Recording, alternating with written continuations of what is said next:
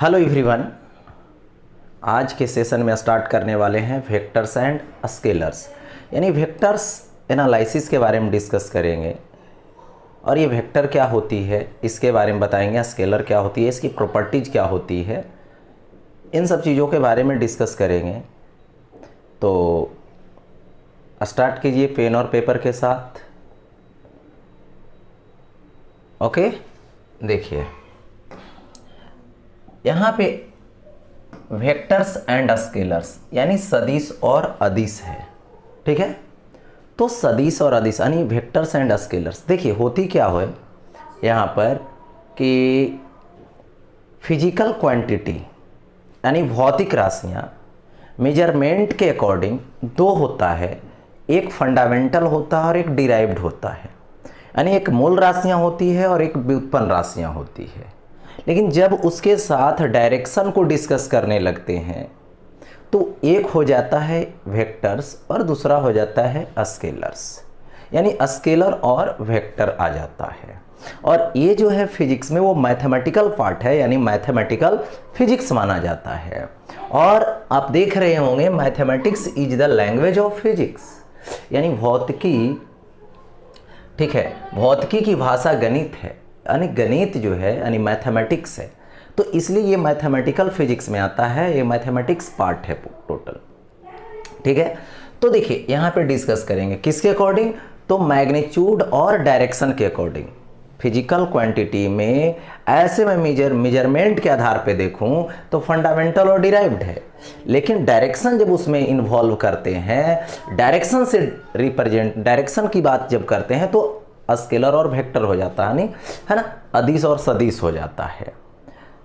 तो यही डिस्कस करेंगे आगे। फर्स्ट इसमें क्या है, देखिए स्केलर्स आया, यानी स्केलर क्वांटिटीज यानी अदिश या तो अदिश राशियां, ठीक है, अदिश राशियां।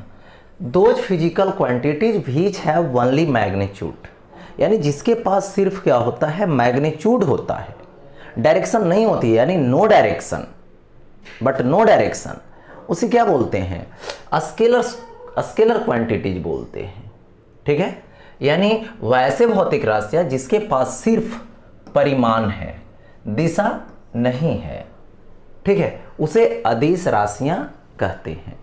एग्जाम्पल में देखिए, मास की मैं बात करूं, द्रव्यमान, ठीक है, मान लो 2 kg आलू की बात करता हूं, ठीक है। तो इसमें डायरेक्शन कभी लगाते हैं कि 2 kg ईस्ट में है या 2 kg वेस्ट में है या 2 kg है ना साउथ में है, ऐसा कुछ बोलते हैं, नहीं बोलते हैं, ठीक है। यानी कहने का मतलब हुआ कि ये जो 2 kg है, ठीक है, मास है, उसमें डायरेक्शन नहीं है, डायरेक्शन से इंडिपेंडेंट है ये। हाँ, मैग्नीट्यूड है 2 kg। जैसे कोई टाइम पूछा, टाइम, ठीक है, अभी मान लिया जाए 9 बजा है, 9 AM है, ठीक है। तो क्या इसमें डायरेक्शन लगाएंगे ईस्ट और वेस्ट, नहीं, 9 PM है सपोज दैट, तो क्या इसमें डायरेक्शन लगाएंगे, नहीं लगाएंगे। तो ये सब क्या है, स्केलर है, इसके पास मैग्नीट्यूड है, डायरेक्शन नहीं है। यदि डिस्टेंस मेजर करते हैं तो डिस्टेंस भी क्या है, स्केलर है, यानी उसके पास ओनली मैग्नीट्यूड है, डायरेक्शन नहीं है। तो ये हो गया स्केलर्स। अब देखेंगे आगे प्रॉपर्टीज ऑफ स्केलर, यानी अदिश का गुण। ये क्या है, अदिशों का गुण है। फर्स्ट क्या है, इट हैज ओनली मैग्नीट्यूड, यानी इसके पास सिर्फ परिमाण है, ये तो मैंने पहले बता रखा है, ठीक है। इट हैज नो डायरेक्शन, यानी इसके पास दिशा नहीं होती है। फिर देखिए, it is not denoted by arrowed line, इसे तीर रेखा से सूचित नहीं किया जाता है, यानी देखिए ऐसे, ये एरो लाइन है, इसके लिए एरो लाइन नहीं दे सकते हैं, ठीक है, एरो लाइन से रिप्रेजेंट नहीं किया जाता है। It is added, subtracted, multiplied, divide, सब ये क्या होता है, अलजेब्रिक मेथड से होता है। ठीक है, मतलब इसे बीजगणितीय विधि से जोड़ सकते हैं, घटा सकते हैं, गुना कर सकते हैं, या तो भाग भी दे सकते हैं। लेकिन कैसा, अलजेब्रिक मेथड से। इसमें अदर कोई फंक्शन यानी ज्योमेट्रिकल मेथड लगाने की आवश्यकता नहीं होती है। आप ज्योमेट्रिकल मेथड इसमें नहीं अप्लाई कर सकते हैं। फिर देखिए, इट फॉलोज ट्रायंगल लॉ, यह त्रिभुज नियम का पालन करता है। त्रिभुज नियम क्या, जहां भी पाइथागोरस थ्योरम अप्लाई हो जाएगा तो समझ लेना है कि वो क्या है, ट्रायंगल रूल है। पाइथागोरस थ्योरम नहीं अप्लाई हो रहा है, वो ट्रायंगल रूल नहीं है। यानी triangle rule means Pythagoras theorem. देखिए यहां पे सपोज कर लीजिए कि यहां से कोई यहां तक चला, सपोज कीजिए यहां से यहां तक चला, फिर परपेंडिकुलर टर्न लिया, ऐसे चला गया, ए से गया बी, बी से गया सी, सपोज कीजिए 3 मीटर और ये 4 मीटर। तो यदि आपसे कोई पूछा डिस्टेंस बताइए, तो डिस्टेंस क्या होगा, A B plus B C, यानी total length of path A B plus B C. तो ए बी की वैल्यू 3 मीटर, बी सी की वैल्यू 4 मीटर, यानी ये क्या आ जाएगा, 7 मीटर आ जाएगा। ठीक है, ये 7 मीटर हो गया। तो ये हो गया, यहाँ पे देखो तो कोई रूल लगाए नहीं, डायरेक्ट अलजेब्रिक सम पे आ गया। क्या चीज, डिस्टेंस, यानी ये क्या है, स्केलर्स है। नेक्स्ट देखिए, अब आता है यहाँ पे वेक्टर क्वांटिटीज, यानी सदिश राशियाँ, यानी स्केलर क्वांटिटीज के बाद है ना वेक्टर क्वांटिटी यानी सदिश राशियाँ। ये क्या होती है, those physical quantities which have both magnitude and direction are called vector quantities. यानी वैसे राशियां या तो भौतिक राशियां जिसके पास परिमाण और दिशा दोनों हो, उसे सदिश राशियां कहते हैं। एग्जाम्पल में फोर्स ले लीजिए, ठीक है, बल। सपोज कीजिए ये बॉडी है,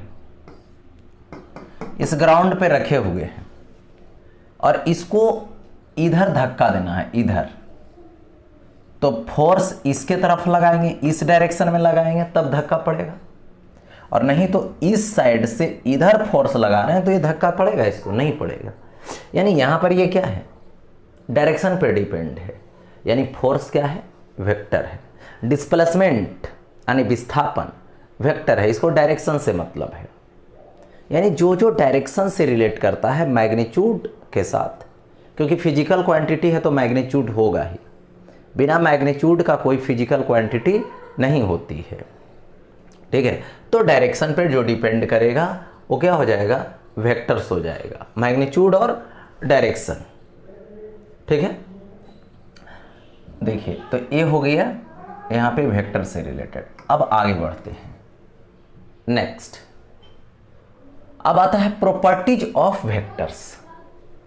फिर देखिए प्रॉपर्टीज ऑफ वेक्टर आ गया, माने वेक्टर की प्रॉपर्टी है, क्योंकि प्रॉपर्टी को भी फॉलो करना मस्ट है।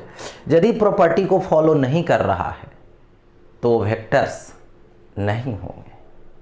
ठीक है, इसलिए प्रॉपर्टी को फॉलो करना मस्ट है। देखिए first, it has both magnitude and direction, यानी इसके पास मैग्नीट्यूड भी है और डायरेक्शन भी है ना। किसी बॉडी पे फोर्स लगाएंगे तो डायरेक्शन के साथ लगाएंगे और कुछ अमाउंट लगाएंगे। ठीक है, 2 न्यूटन, 4 न्यूटन, 5 न्यूटन, 10 न्यूटन, इस तरीके से। अब देखिए, it is denoted by an arrowed line. ठीक है, यहाँ पर एरो लाइन से रिप्रेजेंट किया जाता है, यानी डायरेक्शन आ गया, जहाँ भी डायरेक्शन दिया हुआ रहता है, डायरेक्शन इधर जाना है ना, इस जगह पे जाना है तो वहाँ पे डायरेक्शन दिया हुआ रहेगा। ठीक है, वो एरो लाइन रिप्रेजेंट करता है डायरेक्शन को। इसके पास डायरेक्शन है तो एरोड लाइन दिया जाएगा, यानी एरोड लाइन से रिप्रेजेंट किया जाएगा। अब देखिए, इट इज एडेड और सब्ट्रैक्टेड और मल्टीप्लाइड बाय ज्योमेट्रिकल मेथड। यानी इसको आप ऐड कर सकते हैं, सब्ट्रैक्ट कर सकते हैं, मल्टीप्लाई कर सकते हैं। और वेक्टर की याद रखेंगे, वेक्टर की डिवीजन पॉसिबल नहीं है, यानी आप वेक्टर को डिवाइड नहीं कर सकते हैं। मीन्स क्या हुआ, वेक्टर की डिवीजन पॉसिबल नहीं है, डायरेक्शन को डायरेक्शन से डिवाइड करना पॉसिबल नहीं है। ईस्ट बाई वेस्ट नहीं बोल सकते हो, वेस्ट बाई साउथ नहीं बोल सकते हो, तो ये सब क्या है, ठीक है, यहाँ पर नोट रिप्रेजेंटेशन हुआ ये, ठीक है, यानी डिवीजन नहीं कर सकते हो। तो ये क्या होगा, जोड़ अथवा घटाव गुना, है ना, ज्यामितीय विधि से होता, वो भी किससे, ज्यामितीय विधि से। और जहाँ पे जब भी ज्योमेट्रिकल मेथड आ जाएगा तो वहाँ पे इट फॉलोज ट्राइंगल लॉ, यह त्रिभुज नियम का पालन करता है, यह त्रिभुज नियम का पालन करने लगेगा। देखिए कैसे, एग्जाम्पल में सपोज कीजिए यहाँ से ऐसे गया, ए पॉइंट है, ठीक है, ये बी पॉइंट है, बी से ये क्या हो जाएगा, यहाँ पे सी हो जाएगा, ठीक है, बी से सी हो गया। ये मान लेता हूँ 3 मीटर है और ये कितना है, 4 मीटर है, और यहाँ से ऐसे ए टू सी, ओके, तो ए टू सी ये क्या होगा, इनिशियल पॉइंट, और ये क्या है यहाँ पे फाइनल पॉइंट है। और यही इनिशियल टू जो फाइनल होता है, यही क्या होता है, डिस्प्लेसमेंट होता है, यानी विस्थापन होता है, ठीक है। और इसको निकालनी है, यदि किसको, डिस्प्लेसमेंट को निकालनी है, तो डिस्प्लेसमेंट को निकालने के लिए क्या करोगे, यहां पर डिस्प्लेसमेंट निकालनी है।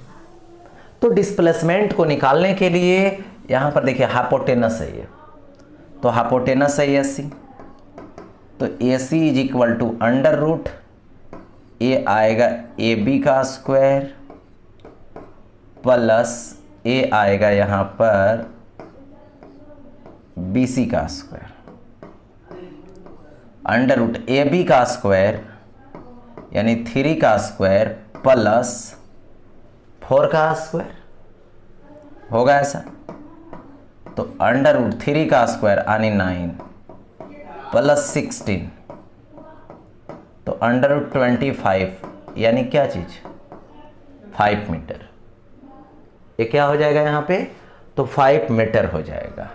यानी AC क्या है, डिस्प्लेसमेंट है, डिस्प्लेसमेंट क्या है, 5 मीटर है, ओके, 5 मीटर हो गया। तो देखो ये कैसे निकाला यहाँ पे, ट्रायंगल रूल से, पाइथागोरस थ्योरम लगाकर, क्योंकि पाइथागोरस थ्योरम से ही ये हाइपोटेनस आया है, ऐसे आना पॉसिबल नहीं था। तो इस तरीके से क्या बोल सकते हैं यहाँ पे, ये पाइथागोरस थ्योरम से आ गया, यानी ट्रायंगल रूल को फॉलो कर लिया। ओके, अब देखेंगे आगे। देखिए सम फिजिकल क्वांटिटी, यानी कुछ ऐसे भौतिक राशियां हैं जिसके पास मैग्नीट्यूड भी है और डायरेक्शन भी है, तो उसको क्या होना चाहिए, वेक्टर होना चाहिए। लेकिन वो ऐड करते हैं, सब्ट्रैक्ट करते हैं, मल्टीप्लाई करते हैं, तो वो सिस्टमैटिक मतलब ढंग से जो होती है वो अलजेब्रिक मेथड से होता है। वो ज्योमेट्रिकल मेथड से उसका एडिशन, सब्ट्रैक्शन, मल्टीप्लिकेशन नहीं होता है, इसलिए इसको बोला जाता है यहाँ पर कि मैग्नीट्यूड और डायरेक्शन है फिर भी ये स्केलर है। ऐसे क्या बोला गया था, मैग्नीट्यूड और डायरेक्शन रहने से वो वेक्टर हो जाता है, लेकिन नहीं, उसकी प्रॉपर्टीज होनी चाहिए, किसका, वेक्टर की, क्योंकि ट्रायंगल रूल को फॉलो करना चाहिए, उसका एडिशन सब्ट्रैक्शन, है ना, ज्योमेट्रिकल मेथड से होनी चाहिए। केवल मैग्नीट्यूड और डायरेक्शन आ जाने से वो वेक्टर नहीं होता है।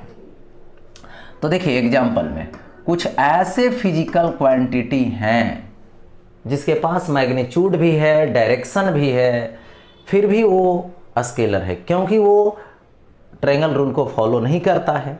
उसका एडिशन, सब्ट्रैक्शन सभी के सभी जनरल मेथड से होता है, ठीक है, अलजेब्रिक मेथड से होता है। सपोज कीजिए इलेक्ट्रिक करंट ले रहा हूं, इलेक्ट्रिक करंट।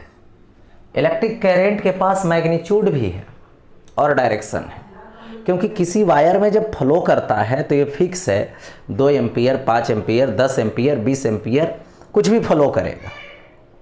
एक चीज। दूसरा है इसमें कि ये फ्लो करेगा तो हाई वोल्टेज से लो वोल्टेज के तरफ करेगा। किधर करेगा? तो हाई से लो के तरफ करेगा।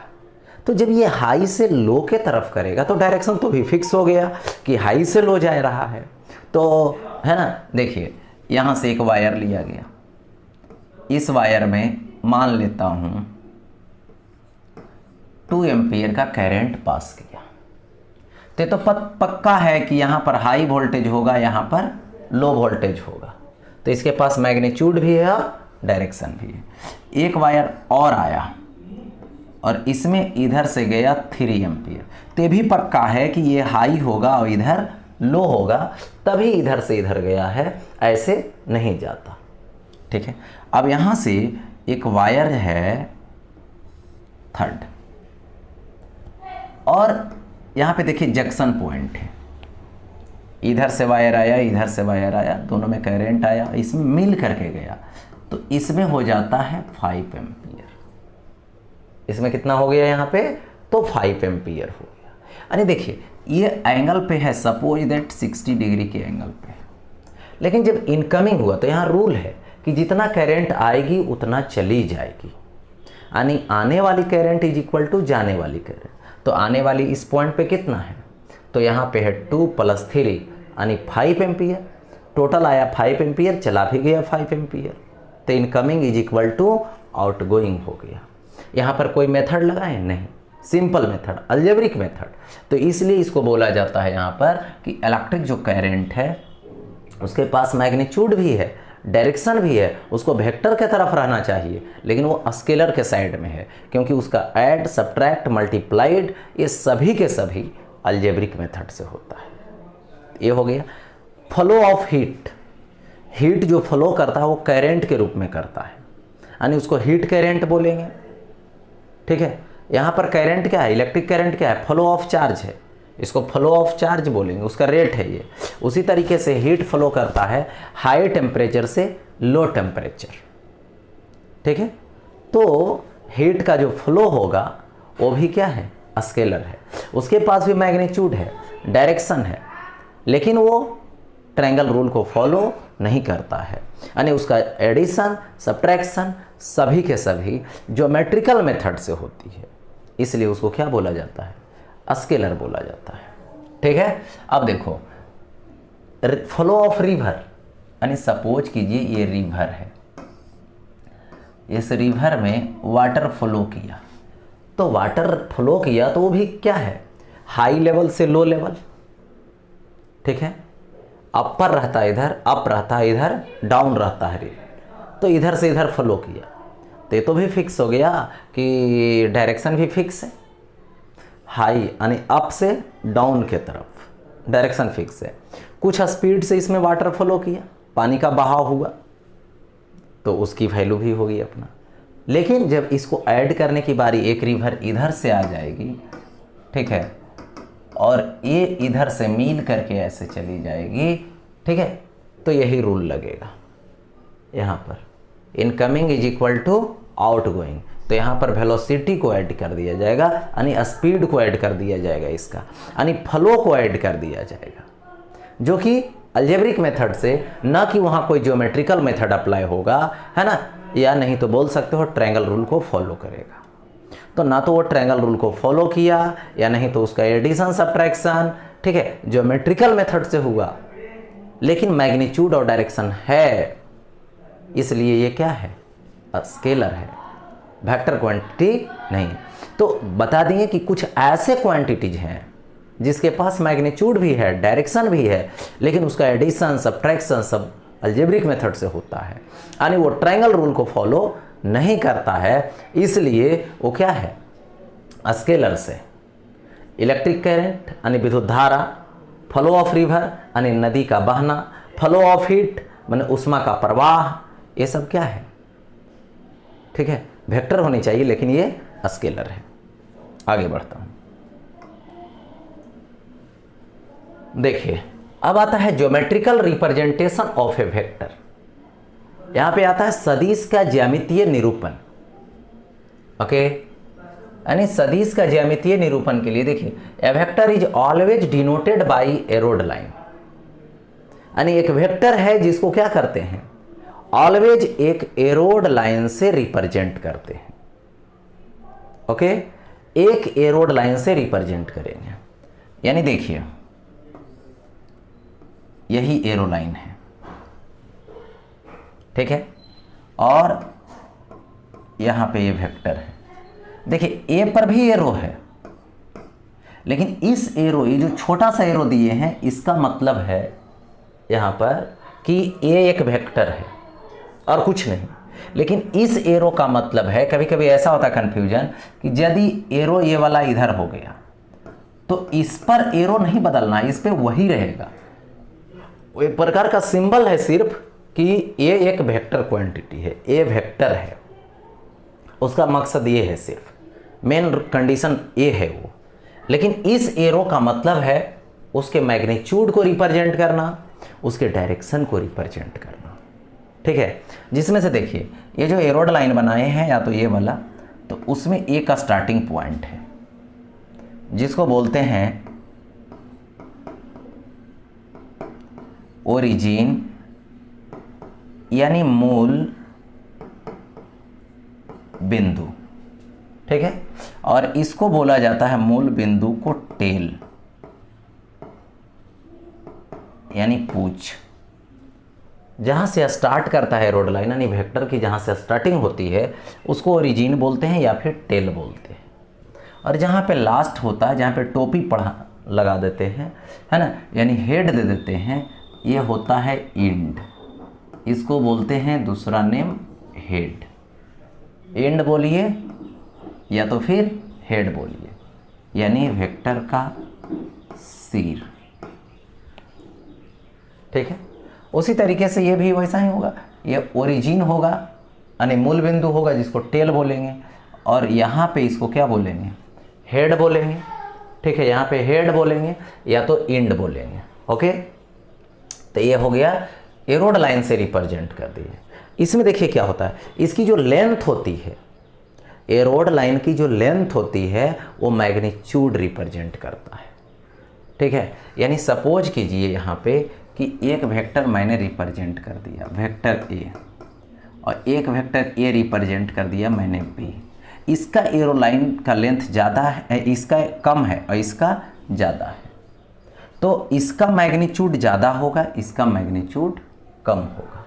यानी एरोड लाइन की जो लेंथ होती है वो क्या करता है, वेक्टर के मैग्नीट्यूड को रिप्रेजेंट करता है, ठीक है। और एरोड लाइन की जो डायरेक्शन होती है वो वेक्टर की डायरेक्शन होती है। यानी बोल सकते हो वेक्टर ए का एरोड लाइन का डायरेक्शन इधर है और वेक्टर बी का एरोड लाइन का भी डायरेक्शन इधर है, यानी दोनों का डायरेक्शन सेम है। यानी एरोड लाइन की लेंथ मैग्नीट्यूड रिप्रेजेंट करेगा, परिमाण रिप्रेजेंट करेगा, और एरोड लाइन की जो डायरेक्शन है वो वेक्टर की डायरेक्शन को रिप्रेजेंट करेगा। ओके, हाँ, तो ये हो गया ज्योमेट्रिकल रिप्रेजेंटेशन। अब आगे बढ़ता हूँ। अब देखो इस पे एग्जांपल देता हूँ। देखिए सपोज कर लीजिए यहाँ पे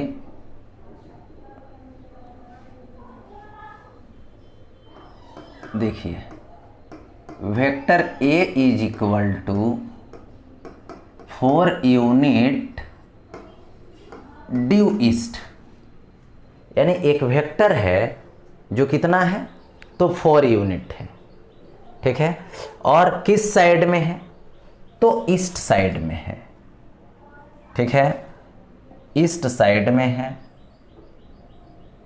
देखिए ईस्ट के डायरेक्शन में है, और इसको ज्योमेट्रिकल रिप्रेजेंट करना है, ग्राफ से दिखाना है। तो देखिए सपोज कीजिए यहाँ पे ये डायरेक्शन हो गया, इधर नॉर्थ, इधर साउथ, इधर ईस्ट और इधर वेस्ट होगा। ये क्या होगा, ओरिजिन, ठीक है। कितना जाना है, वेक्टर ए कितना यूनिट, 4 यूनिट ड्यू ईस्ट। अब ड्यू ईस्ट में जाएंगे तो ईस्ट इधर है, कितना जाना है, 4 यूनिट, तो यहाँ पे मान लेना let 1 unit is equal to 1 centimetre, यानी एक यूनिट की वैल्यू कितना होगा, 1 सेंटीमीटर होगा। ठीक है, एक यूनिट की वैल्यू 1 सेंटीमीटर, एक यूनिट मतलब 1 सेंटीमीटर। देखो स्केल लगा दो, 1 2 3 4 तक चले जाएंगे, 4 सेंटीमीटर तक। तो जहाँ से स्टार्ट किया वो तो ओरिजिन है, जहाँ पे लास्ट किया वहाँ पर हेड है, और इसका नाम क्या दे दोगे, वेक्टर ए। तो वेक्टर ए का रिप्रेजेंटेशन हो गया, वेक्टर ए का रिप्रेजेंटेशन दे दिया। ठीक है, नेक्स्ट एग्जाम्पल देखिए, अबर क्या है, वेक्टर बी है। देखिए तो मान लो 3 यूनिट ड्यू, यहां पे दे दिया गया साउथ, लेकिन यहां पे अबर माइनस लगा दिया। ठीक है, तो यहां पे समझिए किसी भी वेक्टर की बात करें, किसी भी वेक्टर की, उसकी दो चीज होती है, मैग्नीट्यूड और डायरेक्शन। तो ये जो माइनस है वो मैग्नीट्यूड पे इफेक्ट नहीं डालेगा, मैग्नीट्यूड माइनस में कभी नहीं होता, याद रखेंगे। किसी भी वेक्टर का मैग्नीट्यूड कभी माइनस में नहीं होता है। ठीक है, उसकी क्या होगी, डायरेक्शन के पास पहुंच जाएगा। तो ये जो माइनस है साउथ के पास पहुंच गया, यानी माइनस साउथ, यानी साउथ का नेगेटिव, यानी साउथ का अपोजिट, है ना, साउथ का अपोजिट लेना है। तो साउथ का अपोजिट क्या होगा, नॉर्थ होगा। इसको ऐसे भी लिख सकते हैं, 3 यूनिट ड्यू नेगेटिव साउथ, यानी नेगेटिव साउथ को नॉर्थ में लिख देंगे पहले। ये चलिए लिखा गया। अब इसको आराम से सॉल्व कर सकते हैं। देखिए देखिए, इधर नॉर्थ है, इधर ईस्ट है, इधर वेस्ट है, इधर साउथ है। ठीक है, कितना जाना है, 3 यूनिट। स्केल लाइए, 1 सेंटीमीटर, 2 सेंटीमीटर, 3 सेंटीमीटर, और ये हो गया वेक्टर बी। इस वेक्टर बी को 3 यूनिट, 1 2 3 यूनिट ड्यू नॉर्थ बोले या तो माइनस लगा के साउथ बोले, मैटर बराबर है। ठीक है, तो ये हो गया यहाँ पे इस तरीके से। अब सपोज कीजिए, देखिए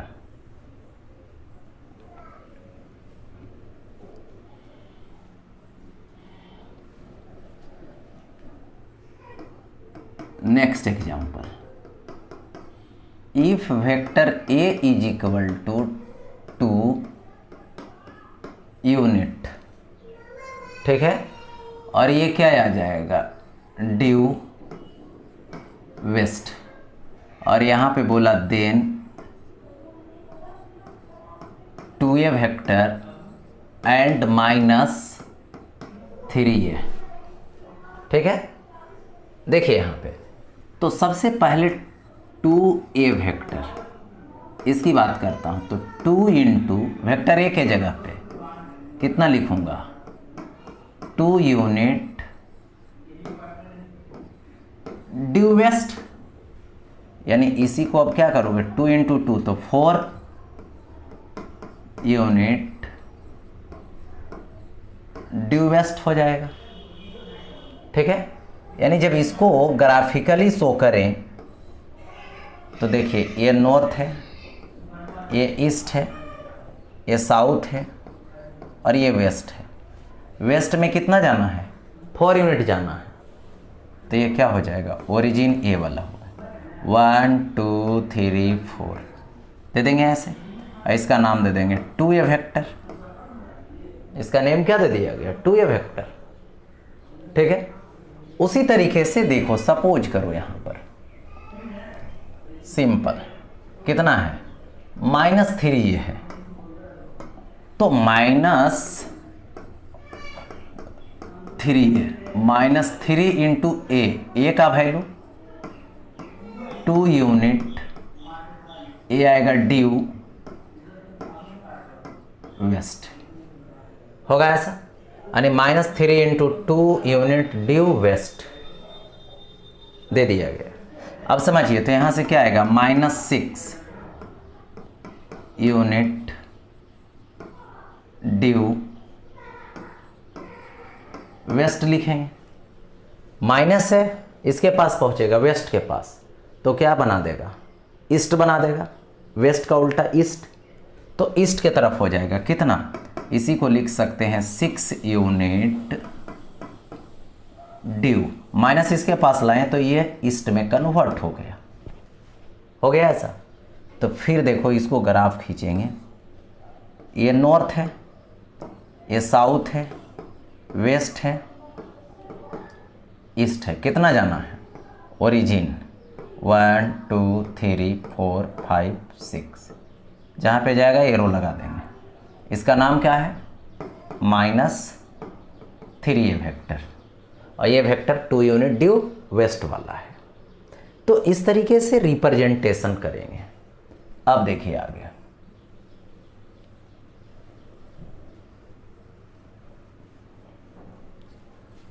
अगर है वेक्टर, सपोज कीजिए C है और A है 4 यूनिट ड्यू साउथ वेस्ट। ये क्या है, साउथ वेस्ट है, यानी साउथ वेस्ट में कितना यूनिट, 4 यूनिट। साउथ वेस्ट में कितना, 4 यूनिट जाएगा। देखिए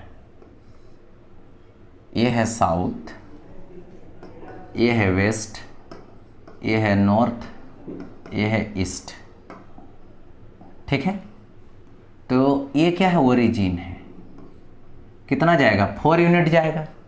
किधर जाएगा, तो ड्यू साउथ वेस्ट, साउथ इधर वेस्ट जाएगा ऐसे। तो 1 2 3 4 होगा ऐसा, जिसका नेम है वेक्टर C। देखिए कितना एंगल पे जाएगा, तो बाइसेक्टर पे जाएगा, यानी 45 डिग्री के एंगल पे जाएगा, ठीक है। क्योंकि ड्यू साउथ वेस्ट, जितना साउथ का अधिकार है उतना ही वेस्ट का, यानी दोनों के बाइसेक्टर पे चला जाएगा, दोनों को बाइसेक्ट करके चला जाएगा। ओके, तो ये हो गया क्या चीज, रिप्रेजेंटेशन। देखिए दोनों के मिडिल पॉइंट पे गया, मिडिल पार्ट पे गया, एंगल को बाइसेक्ट करके 45 डिग्री के एंगल पे, ठीक है। अब देखो यहाँ पे एक और वेक्टर D दे दिया गया। ओके, ये क्या है, वेक्टर D है, और ये वेक्टर जो D है ये दे दिया गया, सपोज कीजिए 3 unit due 37 degree east of north, ठीक है। इसका मतलब हुआ यहां पे कि 3 यूनिट है वेक्टर का मैग्नीट्यूड, डायरेक्शन क्या है, 37 डिग्री है, ईस्ट ऑफ नॉर्थ, मतलब नॉर्थ से ईस्ट।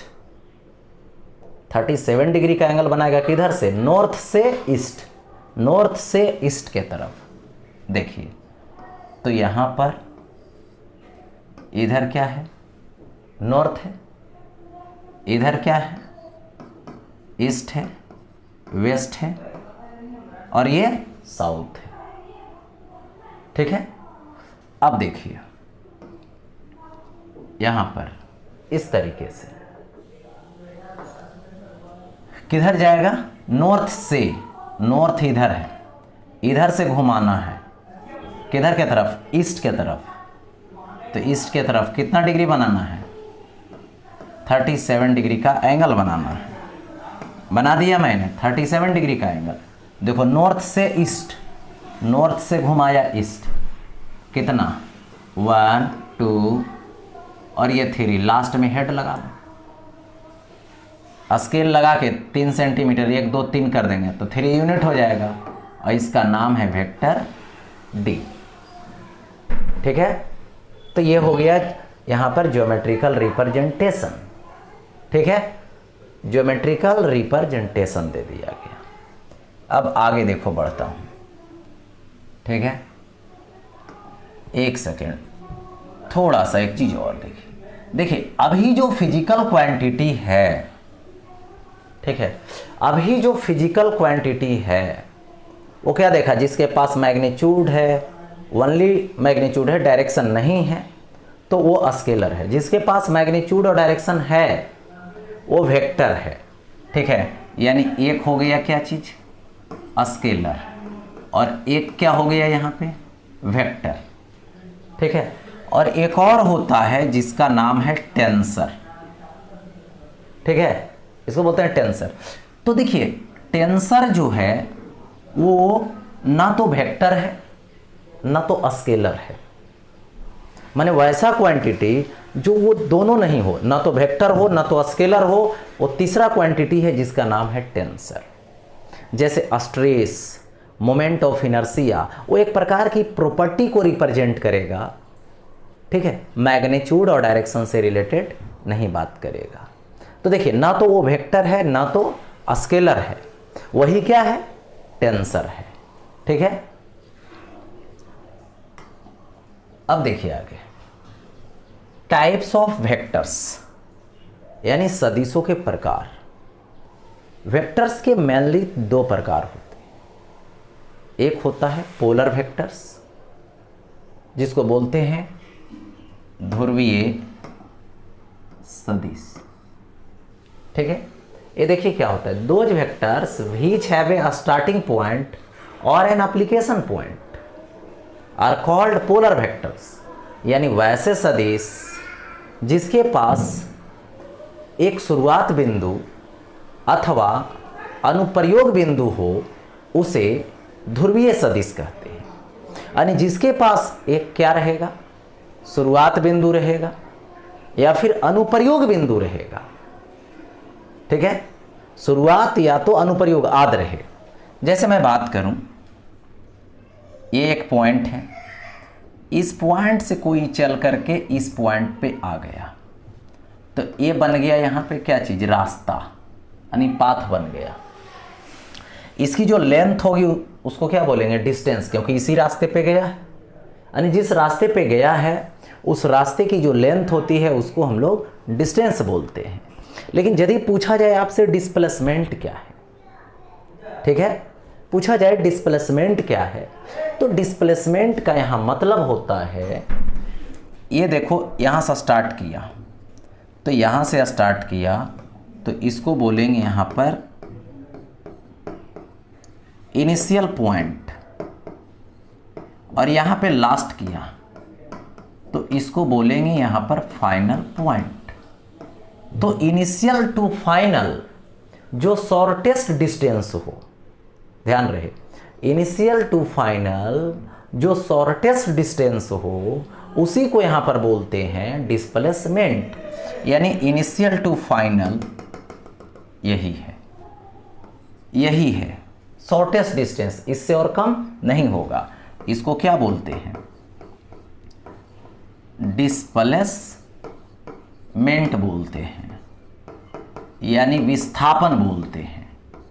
तो यही क्या होगा, इसका ये क्या है, स्टार्टिंग पॉइंट है, ये क्या इनिशियल पॉइंट है, यानी डिस्प्लेसमेंट के पास एक इनिशियल पॉइंट है। तो डिस्प्लेसमेंट के पास जो इनिशियल पॉइंट होगा, जो स्टार्टिंग पॉइंट होगा, उसी को यहाँ पर क्या बोल रहे हैं, शुरुआत बिंदु बोल रहे हैं। और इसके पास एक स्टार्टिंग पॉइंट है, यानी डिस्प्लेसमेंट कौन सा वेक्टर में जाएगा, यानी डिस्प्लेसमेंट जो है, ठीक है, देखिए डिस्प्लेसमेंट जो है ये कौन सा वेक्टर में जाएगा, पोलर वेक्टर में जाएगा। यानी डिस्प्लेसमेंट क्या है, तो यहाँ पे पोलर वेक्टर है, ठीक है, ध्रुवीय सदिश से। एक बात मान लो, एक बॉडी है, ये बॉडी ग्राउंड पे रखा हुआ है, ठीक है, और इस बॉडी पे मैंने फोर्स दिया, तो फोर्स जहां पे देंगे वो एक प्रकार का क्या होगा, पॉइंट होगा। एक पॉइंट पे इसको अप्लाई किया गया, तो जिस पॉइंट पे इसको अप्लाई किया गया उसी को तो बोला गया एप्लीकेशन पॉइंट, उसी को बोला गया अनुप्रयोग बिंदु, ठीक है। यानी जिस पॉइंट पे फोर्स लगेगी उस पॉइंट को यहाँ पर बोलेंगे एप्लीकेशन पॉइंट यानी अनुप्रयोग बिंदु। तो जिसके जिसके पास ऐसा होगा, या तो स्टार्टिंग पॉइंट होगा या तो फिर एप्लीकेशन पॉइंट होगा, उसको क्या बोलेंगे? पोलर वेक्टर बोलेंगे। ठीक है, तो ये हो गया पोलर वेक्टर से रिलेटेड। अब देखो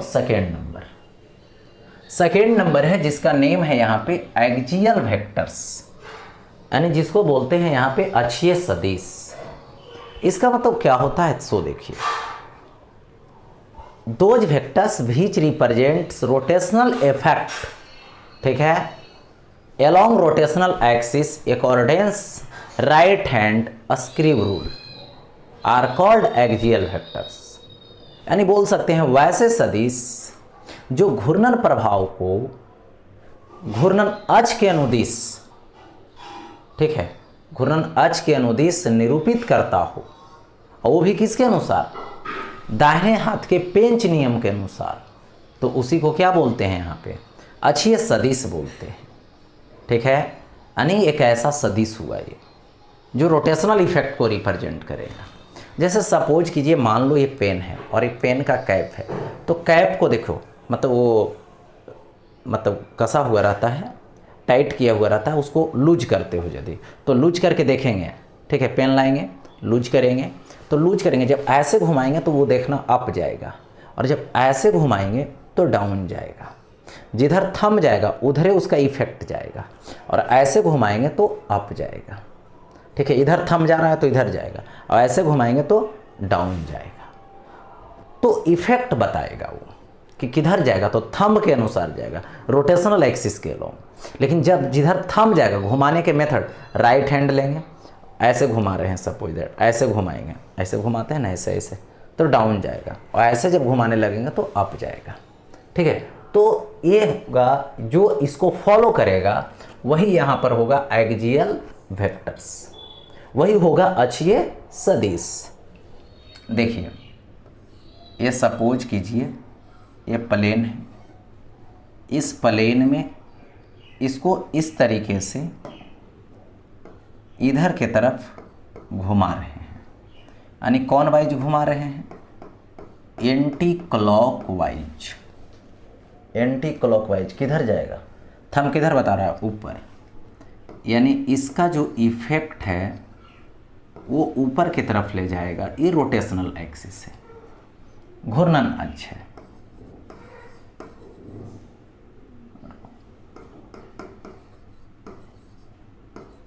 रोटेशनल एक्सिस,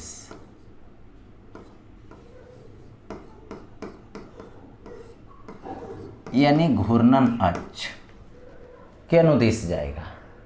ठीक है, और ये प्लेन है जिस प्लेन में घुमाया जा रहा है।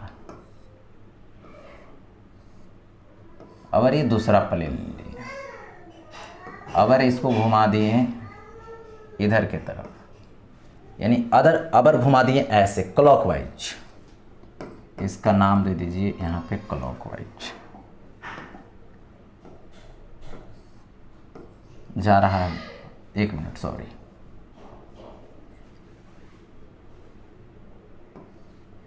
अगर नीचे की तरफ जा रहा, अब अगर घुमाए तो नीचे की तरफ हो गया। तो ये क्या है? रोटेशनल एक्सिस है।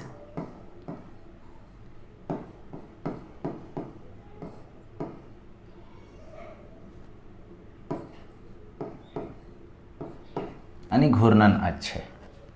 किधर के तरफ गया? नीचे के तरफ। तो ये घूमने वाली जो बात है उससे रिलेटेड जितना भी वेक्टर क्रिएट होगा सभी के सभी क्या होंगे? एक्सियल वेक्टर्स होंगे। एग्जाम्पल में जैसे देखो, लोग